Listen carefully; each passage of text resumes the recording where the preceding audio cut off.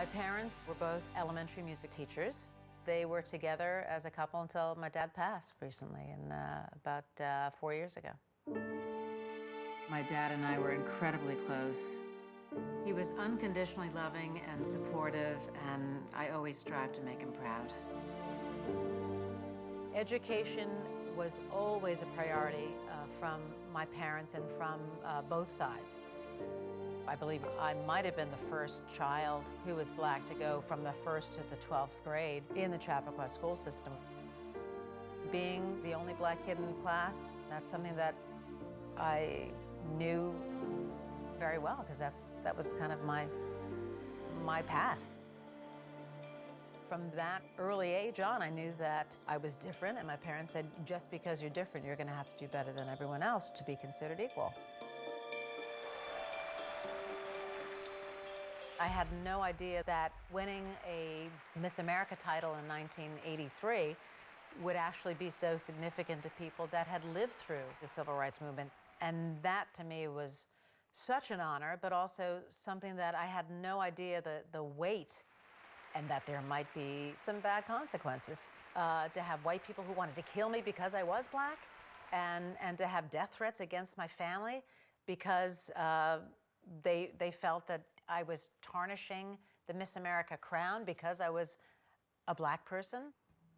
So it was an incredible time. I would love to find out whether someone else within my ancestral past did the same thing and made a change, or was noticed, or did something that changed other people's lives. I'm heading out to our family plot at Pine Hollow Cemetery out in Long Island to pay a visit to my dad.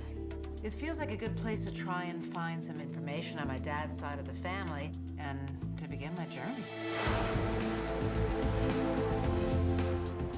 My dad would tell stories about growing up in Oyster Bay. They didn't have much, pretty rural upbringing, but always full of love and joy. And he always kind of reminisced with a smile.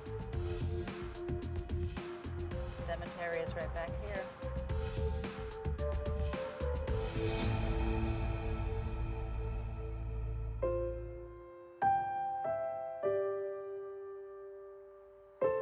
This is the family hill. It's wonderful to have a place to go and to connect with my dad. And when I call upon him, I can feel his presence.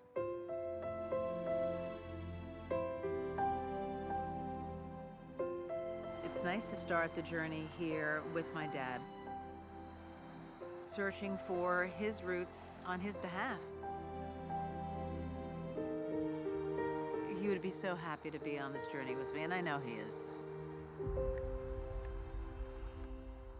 I'm coming out here to visit, but this time I'm looking for clues.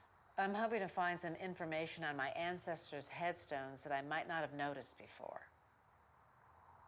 I know almost nothing about my dad's father's side of the family, the Williams side, but I do know that my dad's mother's name was Iris Carl.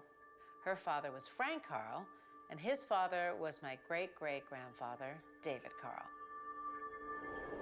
But David Carl, it looks like Company 1, 26 U.S. I would assume this is colored, and that would mean infantry, I think. 1861 to 1865.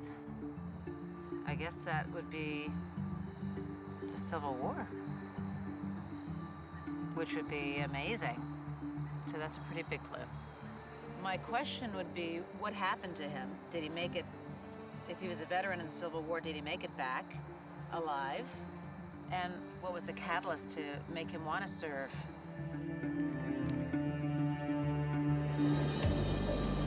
Since my family has lived in this area for more than 100 years, I'm going to meet with the town historian here in Oyster Bay to find out if there are any records that address David Carl's enlistment in the Civil War. John, my heart is racing right now. The record you're most interested in will be this record of soldiers from 1861 to 1865. If we go to page 33, Page 33. at the very top, you'll see a name that you're familiar with. David Carl. Enlisted January 2nd, 1864. In New York, blacks were first allowed to enlist December 23rd, 1863. Within the first week of their eligibility, he enlisted. Wow.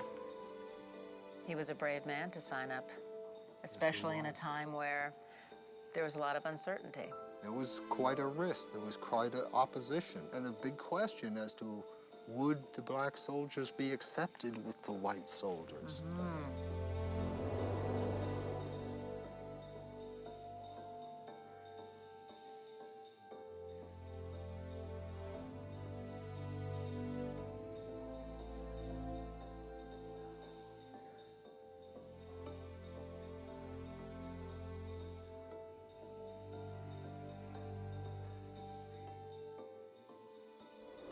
So, he was married, bounty, $300. Yes. Early in the war, they paid a bounty of $75 for enlisting.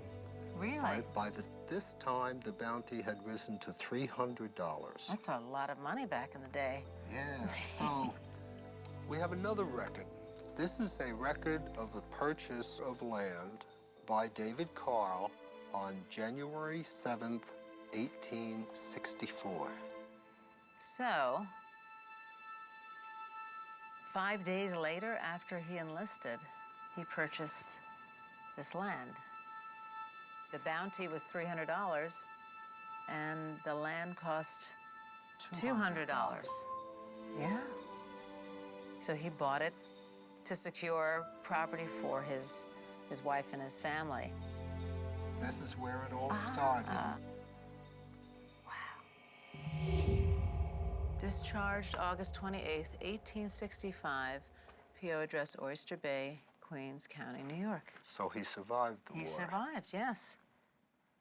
The question is, when he did serve, where did it take him? There's no indication of what happened to him or where he went in the war.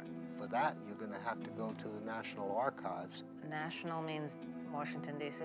Yes, it looks like you're going to Washington. I'm going to Washington, D.C., okay. I'm learning that my great-great-grandfather was an incredibly selfless man. He put his life at risk, enlisting in the Civil War in order to earn money and buy land for his family. I'm heading to Washington, D.C. to try to find out more about the risks he was taking.